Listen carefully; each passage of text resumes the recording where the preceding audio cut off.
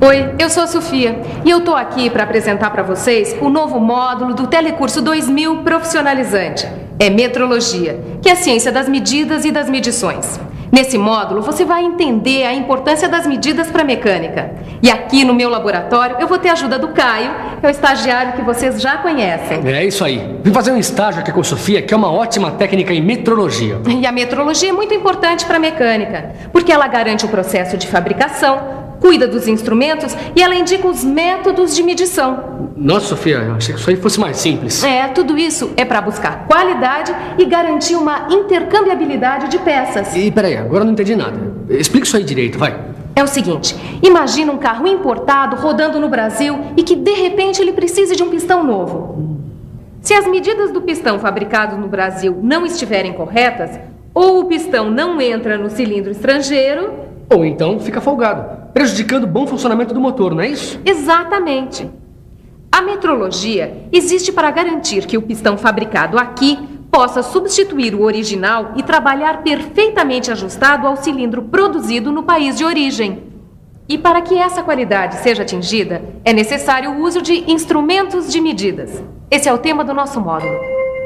Na teleaula de hoje, você vai saber como se desenvolveu a necessidade de medir com maior exatidão e ainda vai ver como se deu o surgimento do sistema métrico. E se você também quer qualidade na medida exata, então fique ligado, porque a nossa primeira teleaula de metrologia já está começando. Vamos lá. Por favor, vocês poderiam medir o comprimento dessa caixa de fósforo usando o dedo polegar? Vai lá, garotão. Quanto dá? Deu mais que 2 polegares. Muito bem, o senhor agora. Não, deu 2 polegares. E agora vamos medir o comprimento daquele carro usando o palmo. Vamos lá? Vamos lá. Vamos ver o que vai dar? Vai, garotão, você primeiro.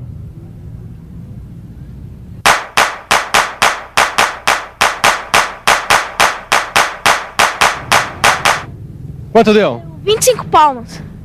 25 palmos. Senhor, por favor.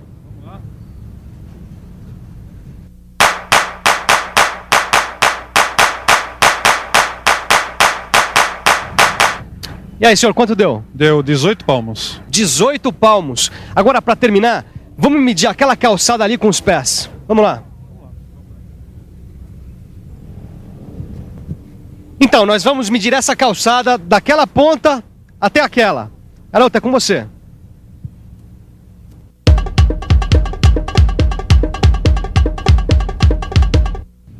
E aí, quanto deu? 25. 25 pés. Senhor, por favor.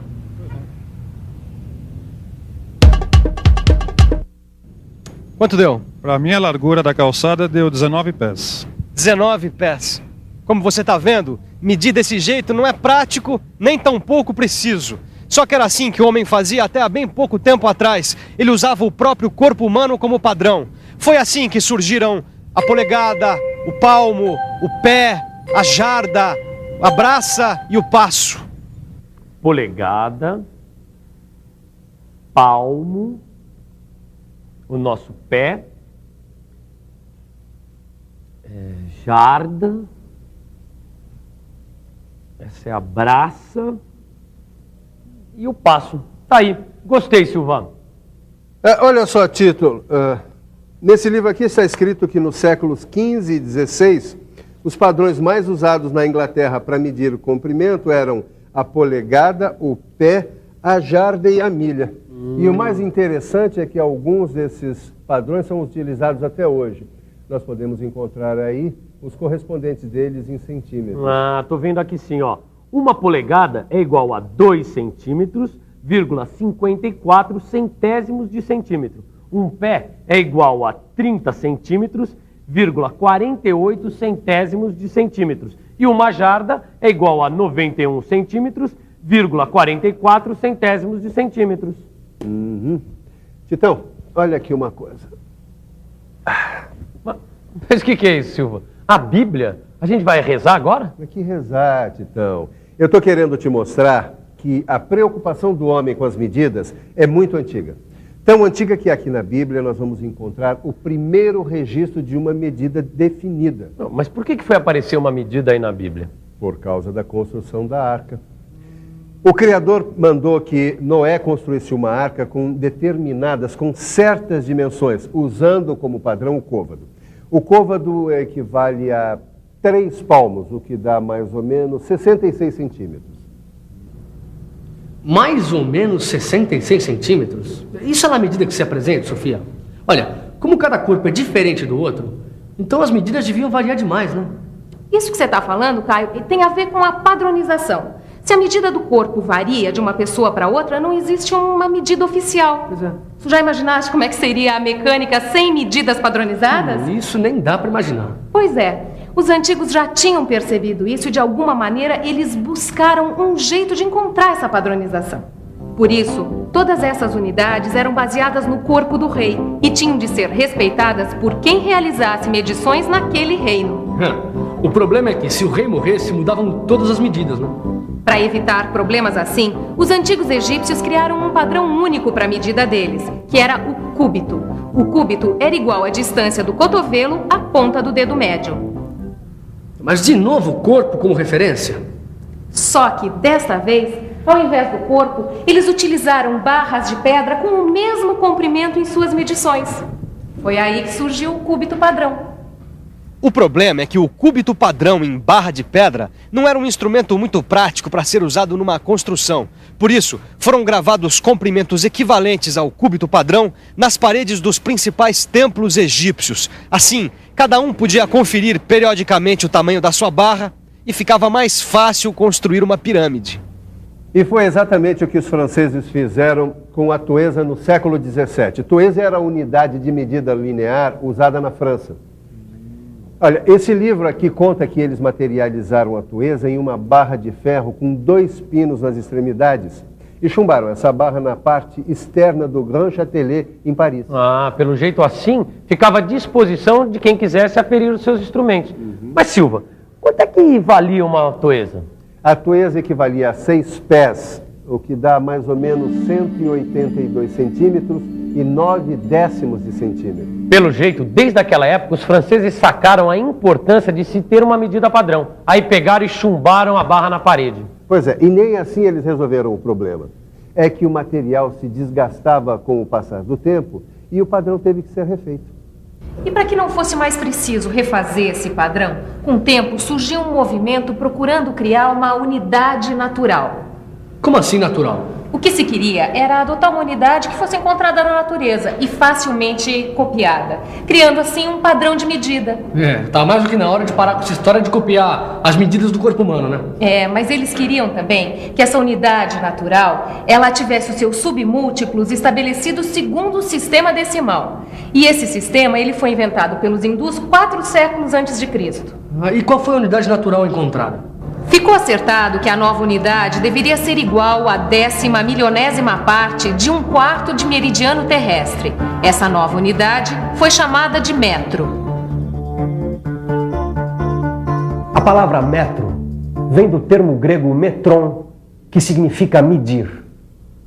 Bom, para calcular o meridiano da Terra, foram escolhidos 2 astrônomos franceses, Delambre e Méchain.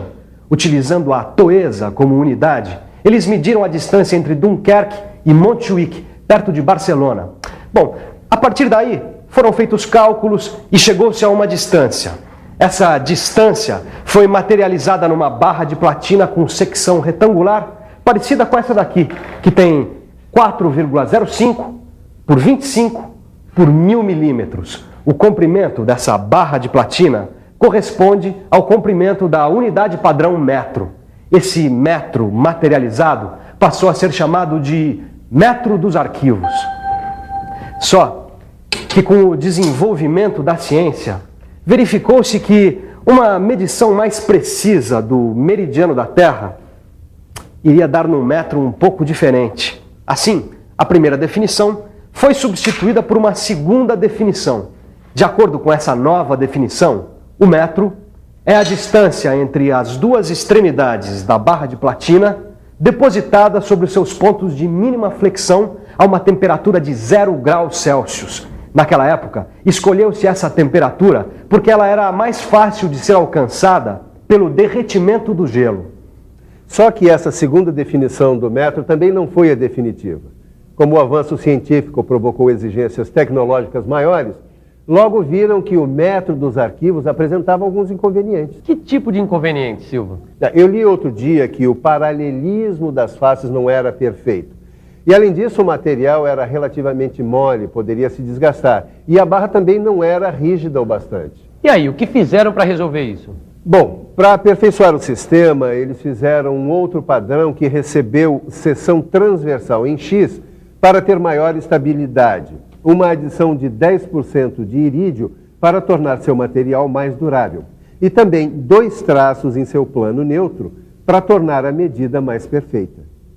Olha aqui, Silva. Aqui tem a terceira definição de metro, que é de 1889.